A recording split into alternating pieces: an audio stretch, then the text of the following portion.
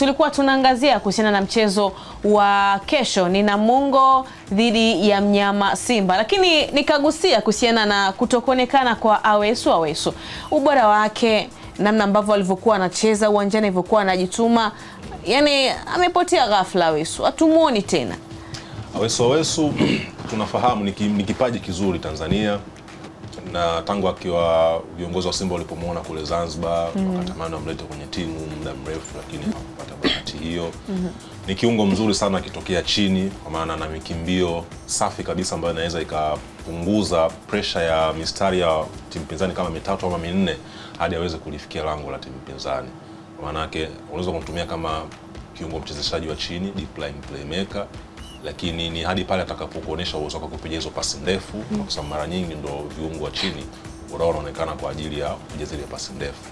Lakini kwenye swala la pasi ni mzuri kwa zile pasi fupi za kuunganisha, namba 8 mzuri pia, namba 10 mzuri pia.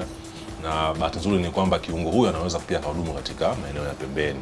Kwa maana zile dribbling zake, kama kuna skillful dribblings zile ambazo zinakuwa zina chenga nyingi, mbwembwe nyingi, alafu kuna tactical dribbling ambao unakuwa unakimbia kwa ajili ya kutafuta engo fulani, either ni ya kutoa pasi ama ya kupiga crossi ama ya kupiga shoot, au wakati mwingine kutengeneza opportunities za wachezaji wenzako waweze kupita. Sasa kwa Awesu huyu ni technical dribbler, yani ni mkimbiaji wa kiufundi zaidi. Akiwa anakimbia na mpira unaweza ukahisi pengine anapenda kupaka mafuta mpira, lakini anapokaa na mpira zaidi ya sekunde 3, anapokimbia nao ama anapokuwa ameganda nao, kuna wenzake ambao wanafungua vyumba na anaweza wakapita vyema. Sasa qualities hizi inawezekana kabisa uso wakati wake bora wa kuzionyesha, kwa maana Awesu ni kama nyakati zimemkimbia tayari. Nyakati ambazo angeweza kuwa mchezaji mzawa anayependwa na anayekubalika, lakini pia mwenye uwezo mzuri dimbani, ni kama nyakati zimemkimbia. Ndio maisha ya mpira jinsi yalivyo. Ni yeye sasa kutambua ni kitu gani anafanya kwa sasa hivi. Baki ndani ya Simba Sports Club atapata faida kwa sababu atakuwa analipwa fedha nzuri, lakini yeye kucheza mpira hataweza kucheza kwa sababu wapo ambao wanapambana nao ndani ya timu ya Simba wenye uwezo mzuri zaidi yake kwa sasa hivi. Wanaweza wakacheza mechi 3 mpaka 4 wakatoa faida ya kuipatia Simba mabao, lakini pia matokeo kwa kiasi kikubwa, kitu ambacho Awesu inabidi ukisubirie. Sasa ni mchezaji ambaye anaweza kuperform vizuri zaidi kwenye timu za madaraja ya katikati. Huo ndio ukweli mchungu ambao hata yeye mwenyewe pia anaofahamu. Sio dhambi mchezaji kudeliver katika madaraja ya katikati, kwa sababu huko nako pia utaweza kuheshimika, huko nako pia ubora wako utaonekana na mchango wako pia utaonekana. Bahati mbaya sana kwa sasa hivi hata kwenye timu ya taifa nako pia hana nafasi. Angeweza tungesema kumebana toka hapo Simba nenda kwenye timu yote upata nafasi ya kucheza ili urejeshe imani kwenye timu ya taifa urudishwe, lakini kwenye timu ya taifa nako nafasi yake ni ndogo, na bahati mbaya zaidi kuna wachezaji wengi vijana sasa hivi ambao wanaitaka nafasi yake kuliko hata yeye mwenyewe pia kuitaka hiyo nafasi kwenye timu ya taifa. Unajua kuna kitu kimoja, unajua Awesu ni mchezaji mzuri, na kwa bahati mimi hujua Awesu nimecheza naye mpira Arusha pale.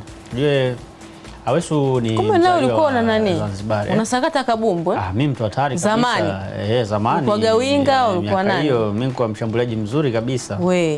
Miaka hiyo. Ila tu nyota zikaenda nini? Mambo yakaenda tofauti. Sasa nikaona bora aje kuchambua. Awesu mimi nimeanza kumjua 2016. Arusha pale. Kulikuwa na timu moja inaitwa Madini. By the way ile timu ilikuja ikapotea 2021 ndio ilikuwa msimu wake wa mwisho, ilipoteaga kabisa Madini FC.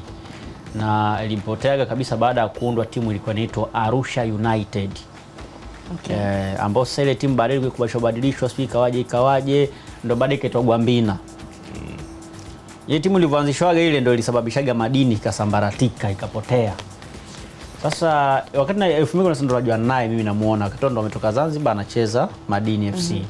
Sasa Madini FC wakati ule kwa bahati sikufanikiwa sasa kuja kucheza ile timu ikiwa sasa imeshikuwa register, kwa maana wachezaji ambao walisajiliwa sasa kucheza kwenye ule msimu wa 2016-17. Sikufanikiwa kwa sababu pia nilikuwa na mambo mengine nilikuwa nafanya. Kwa hiyo ile yeye akaingia kwenye kikosi. Ndio wanakuja kucheza na Simba mwaka 2017 kwenye kombe la FA.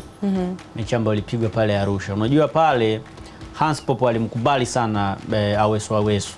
na by the way Simba pia alijaribu kutaka kumsajili kipindi kile kile cha 2017, lakini ikaonekana kuna namna fulani wakashindwa kutaka kwa yani tuseme yani wakati ule ndio Simba nayo kwenye piki unajua kwa hiyo kama tunamchukua tu anaweza kucheza umeona, kwa hiyo wakaachana naye, ndo baadaye ametoka pale akacheza timu kadha wa kadha, sika Kagera Sugar wapi, baadaye KMC akaenda Azam na nini.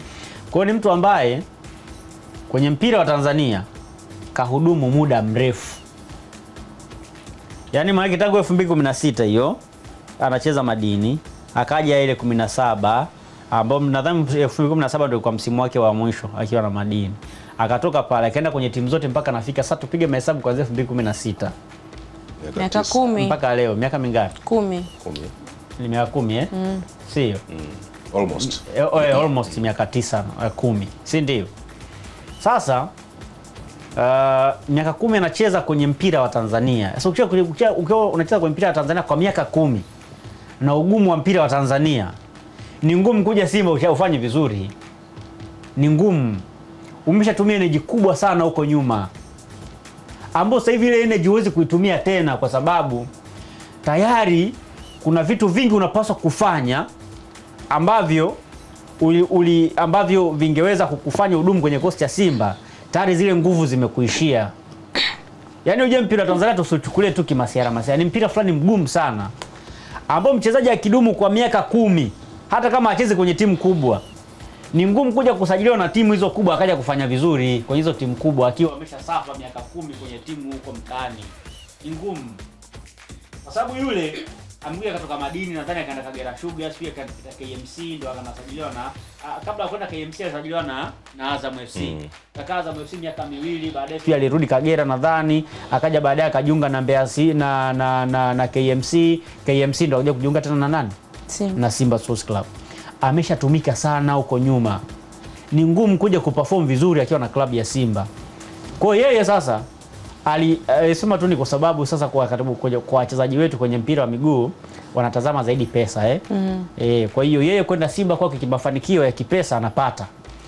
Ila kimpira ni ngumu kutoboa na klabu ya Simba. Lakini linakuja swala la mchezaji kucheza, kama KMC ingekuwa inamlipa labda vizuri kama ambavyo Simba ilikuwa inamlipa, alipaswa tu kuendelea kubaki KMC, acheze KMC pale pale, kwa sababu tayari mfumo ulishakubaliana na yeye, angeenda vile vile mpaka kamaliza. Lakini kwenda kujitafuta Simba a bounce back ya mchezaji bora tishio Tanzania ni ngumu sana, kwa sababu ameshatumika sana kwenye timu za madaraja ya kati na alikuwa anatumia energy kubwa sana ambao sasa hivi hawezi tena kuitoa. Umri pia unasogea jamani, leo umri na unaenda. Yani kwa sababu katoka KMC kaja Simba, tusione kama ni under 17. Yani leo tusilisahau. Okay, sawa. Mimi na imani kwamba pengine kocha mpya atakapojiunga na klabu ya Simba, ulijua pengine atatumika. Kama kweli atakuwa na nia ya kuendelea kupambana zaidi, anaweza akafanya vizuri na akapata namba ndani ya klabu ya Simba. Inawezekana tumuombe. Lakini mfano mzuri kwa nani? Mwamnyeto. Asa uje Mwamnyeto tu alikabda bila namba, lakini kaja force. Uje Mwamnyeto alishacheza sana Yanga, yani alishatamba sana na Yanga. Kwa hiyo ikafika tu akapoteza nafasi kidogo. Kuja kurejea tena aingie na yeye kwenye kikosi afanye vizuri, ina take time. Mimi nadhani kwake Aweso atakaa tu atamaliza mkataba wake, akatafuta changamoto sehemu nyingine, lakini ni ngumu kutamba na klabu ya Simba. Ni wa mwisho mimi kuamini kama Aweso atakuja kuwa mchezaji tegemezi wa klabu ya Simba.